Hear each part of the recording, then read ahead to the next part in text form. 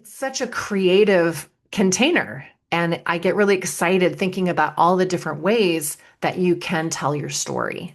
Hello, writers and crafters. I'm Valerie Isan, and this is episode 201 of the podcast, and it is October 9th, 2025, as I record this. Today, I am offering you a little snippet excerpt of the masterclass I did last night called The Alchemy of Memory, Writing the Hybrid Memoir. So it's going to be a little bit of a talk about different types of memoir and the hybrid memoir in particular, and also like how to mine your memories for stories that you can put in your memoir. So just a little snippet of last night's free masterclass. I want to thank our existing patrons for believing in our work offline. And here on the podcast, you can go to patreon.com/Valerie Isan or patreon.com/Strange Air Stories for our pages. You can go check us out and see what the cool benefits are for being patrons for us. So I am launching my 4-month book coaching container called Aligned Author today. The price right now is drastically cut for this week, this launch week. It's $667 off the regular price. And for 24 hours starting right now, it is 11 o'clock in the morning on Thursday. We are going to have a special live discount on top of that. So you get the paid in full price, has an extra whole month of coaching for free and another live discount on top. And that's going to be $1,333 for 5 months of coaching. The price is never, ever going to be this low again. There's also a monthly payment option. You can go to valerieisan.com/aligned author for all the details. The replay to last night's masterclass is up for another 24 hours, and then it goes away along with that live launch price. Aligned Author officially starts on Wednesday, October 22nd. So the special launch price will be in effect only until then. Other updates, there's a secret podcast maybe in the works. It's actually a secret memoir. So working on two at the same time in true generator Aries futurist fashion. So I've got the Pura Vida Bound project, chronicling our move to Costa Rica. I've never written a live memoir before. Like, it's taking place right now, and I'm, writing essays and thoughts and stuff. I'm collecting data and also kind of chronicling it via Instagram. So I'm doing that one. And then, of course, this secret one that I'm not quite ready to talk about yet. So we're getting rid of all of the furniture in our house at this point. We're starting to paint inside this week. Ali's been working on touching up the paint outside the house for the last few weeks. And he's painting the fascia boards that are going to go underneath the gutters, the new gutters that we're putting up for the renters. We hired our shipping company. Our shipping pickup date is December 15th, which is a Monday, and then we're going to leave right after that. So right now I'm like getting ready for our going away party, which happens on Halloween and is kind of doubling as our rental ready party, I guess, in my mind. So at that point, we'll be able to start showing the house for potential renters. The Right in the Harbor conference is coming up. I still need to get a rental place for that too. Ooh, I should get on to VRBO after this. I just finished reading Sounds Like Love by Ashley Poston. And I have picked back up Rick Rubin's Creative Act. So that's what I'm reading right now. So that's it. I'm just going to turn on the excerpt from last night, and I hope you enjoy a little bit of The Alchemy of Memory. There's a few different types of memoir.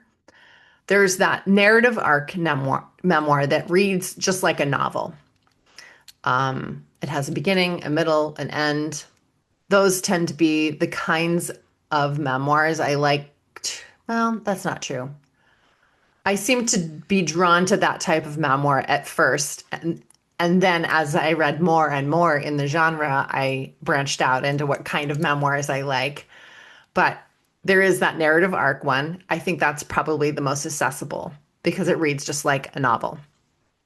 There is ways to take literary license in that so that you're still telling the truth, but you're kind of like bending time a little bit, or you're stretching a time, or you're changing some elements of the story and how it's being told, but there's still all of it's true. Maybe it's just in a different order because of literary license, wanting the end scene to be this instead of that, kind of like when you watch the movie version of a book, sometimes the ending changes to make it more dramatic. And it's not that it's not true, it's just in a different order.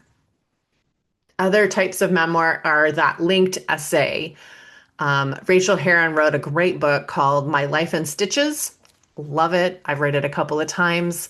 It's told, it's her life story according to what was happening to her as she was knitting a sweater. So she's got this big wall of sweaters, and she can pull a sweater off the shelf and be like, when I was knitting this sweater, this is what was happening. So that's the book. It's just a bunch of essays written, personal essays told based on the sweaters. That's the link. That's the thematic link, I suppose, is the sweaters. So you can link different things. It doesn't have to be all about, like those Chicken Soup for the Soul books. That's not memoir, but it is because they're personal essays. So it's an anthology memoir. So that's kind of a container memoir too, but it's also a representation of linked essays by theme because they're all essays about surviving loss, or essays about being a teenager, or essays about being an elder, or whatever.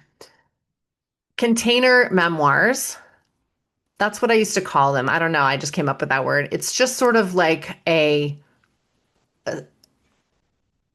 it's a book that is told structurally in a different way than a linked essay or a narrative arc. For instance, Eat, Pray, Love is written in 3 parts because she's going to 3 different countries. And there's other things too. I think she had like 181 chapters because that represented the number of prayer beads in this mala, this necklace.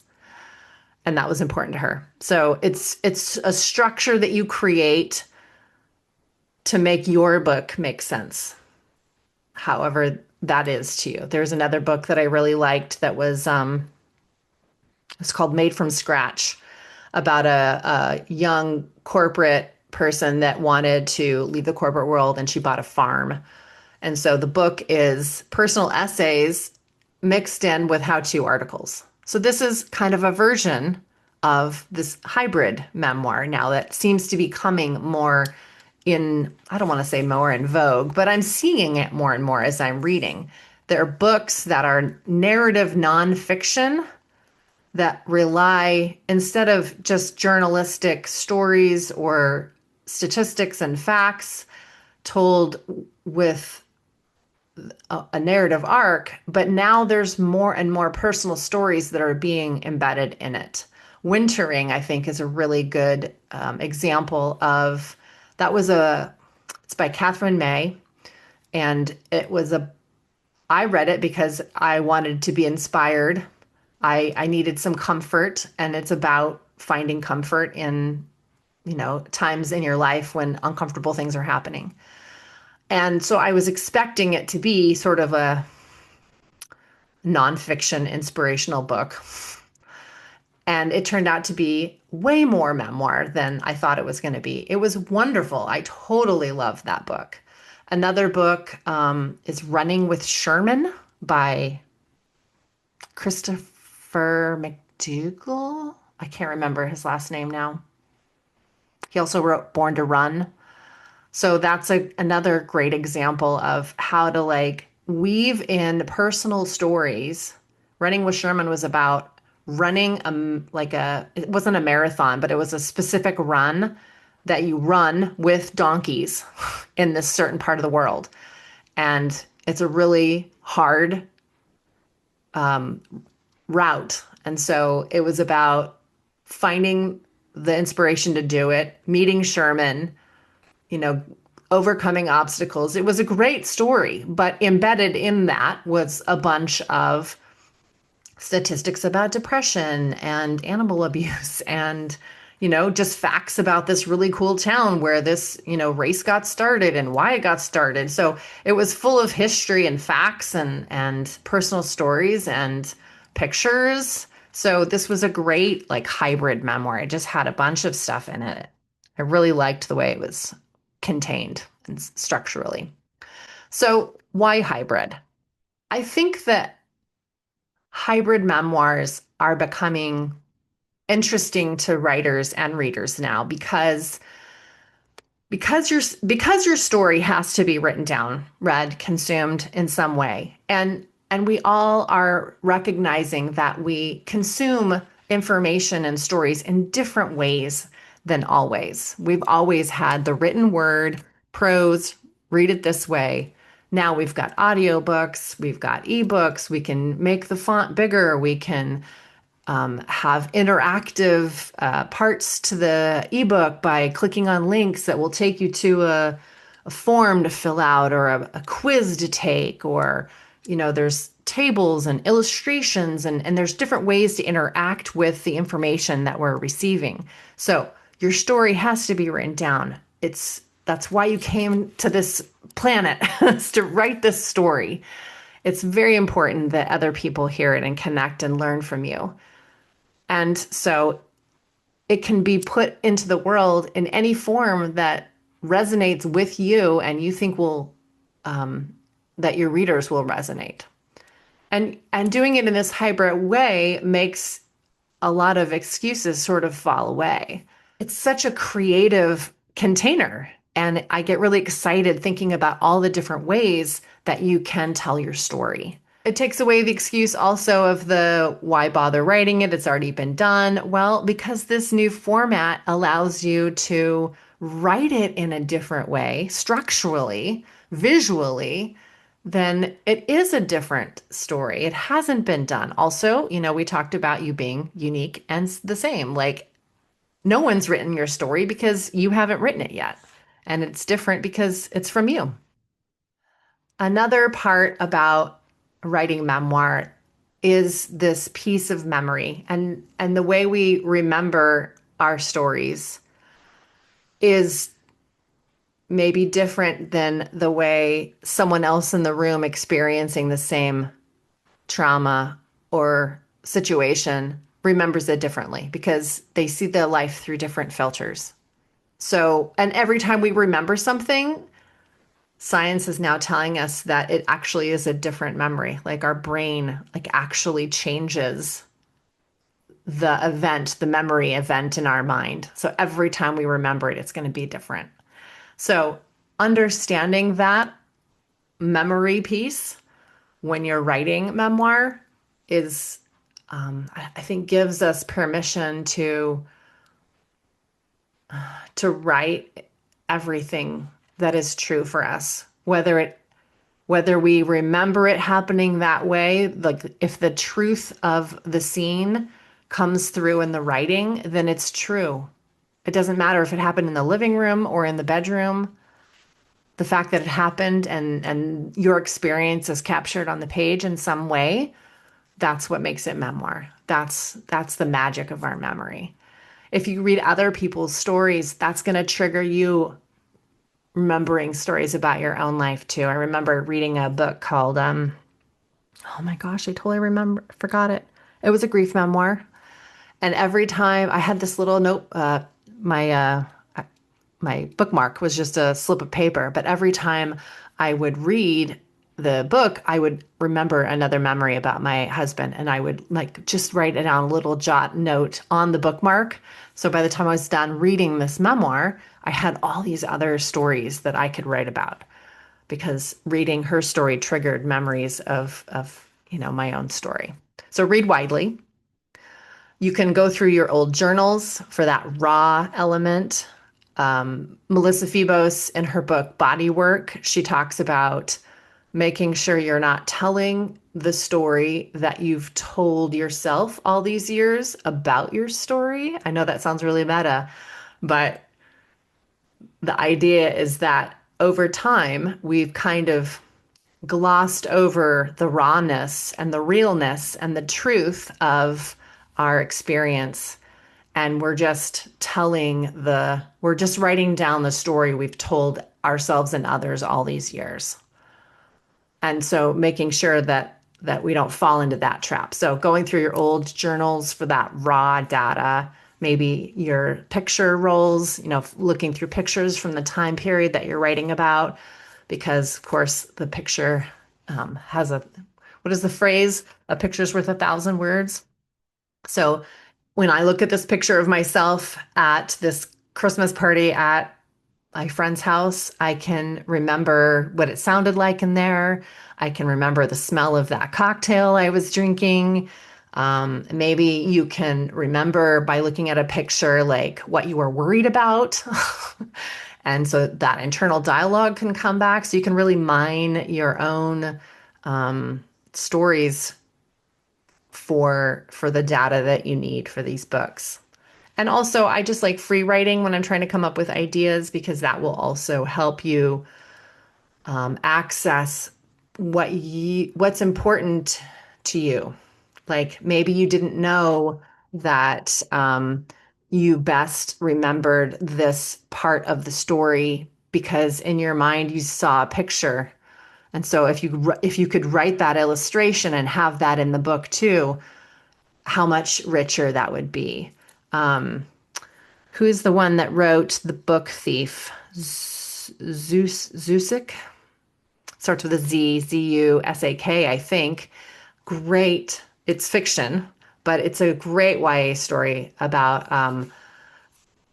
a family that hid a Jewish person during World War II. And the book is told in pictures and drawings and illustrations and words. It's amazing. It's a great reading experience. So these are all ideas that I had for when you're trying to come up with what's going to be in your story, but also how are you going to tell it.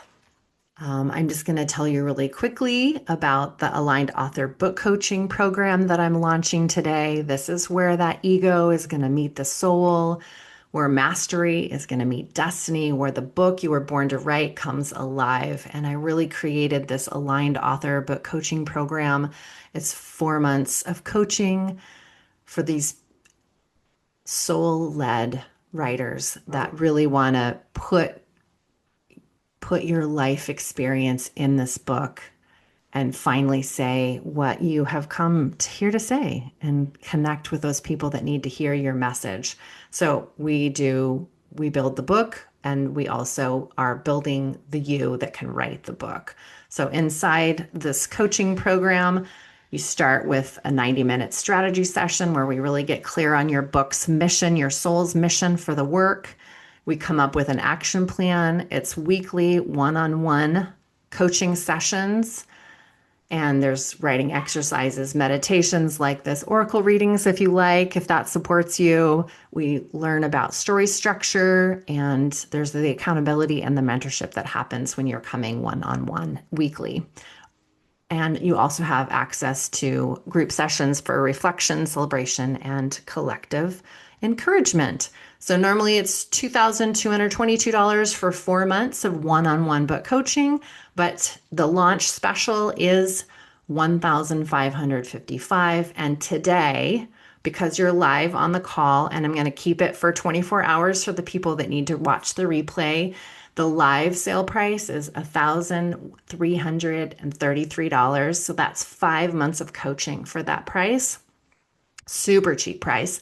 For coaching, you can also do monthly payments, $388 for 4 payments. So you can go to ValerieIsan.com, aligned author, if you want to check out that sales page. And the discount code you have to use is Launch Live or Launch Live Monthly. Maybe you've said, I'll write it when things slow down. But you don't, because the real block isn't time, it's alignment. I'm Valerie Isan, book coach, story analyst, and your witchy book doula. I created Aligned Author for soul-led experts who feel the call to put their life's work into a book that outlives the algorithm and finally say what they came here to say. In Aligned Author, we do two things at once. We build the book and we build the you who can write it. First, we get crystal clear. We start with a 60 to 90-minute strategy session to surface your book's core message, the heartbeat that ties every chapter together, and define your story hypothesis so the whole manuscript knows where it's going. You'll leave with a customized action plan that respects your creative rhythm and your life. Then we meet weekly, one-on-one. These sessions combine story coaching, business strategy, intuitive insight, and creative ritual. We use manuscript diagnostics and proven story elements to shape your structure, and we fold in writing exercises, meditations, and oracle readings to keep you connected to your deepest voice. All calls are recorded for reflection. Between sessions, you're not alone. You get ongoing accountability, weekly, monthly, and direct messaging, so momentum becomes normal. You'll also have access to group reflection and celebration circles because your book may be solitary, but your becoming doesn't have to be. Here's what shifts. You stop trying to write every day out of guilt and start writing on a sustainable rhythm with boundaries that protect your focus and your family time. You stop wondering if your story is redundant. Spoiler, your lived experience in your language is exactly what your reader craves. You stop chasing agents and trends before you even have a book and start building a manuscript that moves readers to action and grows your visibility. Your book becomes a true business card, one with a pulse. What you actually master: story structure, the elements that make a narrative breathe, self-editing with discernment, and the art of moving readers so your message lands and lasts. What you receive: less overwhelm and more inner spaciousness, practical tools for sustainable creativity, and the quiet, profound peace of honoring a soul-level promise to yourself. What you won't have to do: upend your life, sacrifice your relationships, or take 8 years to write a first draft. We clear fear, self-doubt, and burnout by aligning action with your mission. Aligned Author isn't a template or a timeline someone hands you. It's a sacred, strategic container where your book and your next self are midwifed into being with integrity and intuition. If you're standing at the threshold and you can feel that book alive inside you, let's walk the bridge together. Apply for Aligned Author at ValerieIsan.com/aligned author or book a free consult to feel into the fit. Because this isn't about writing any book. It's about writing the book only you can write, the one that turns mastery into legacy. I'm Valerie Isan. Let's bring your book to life.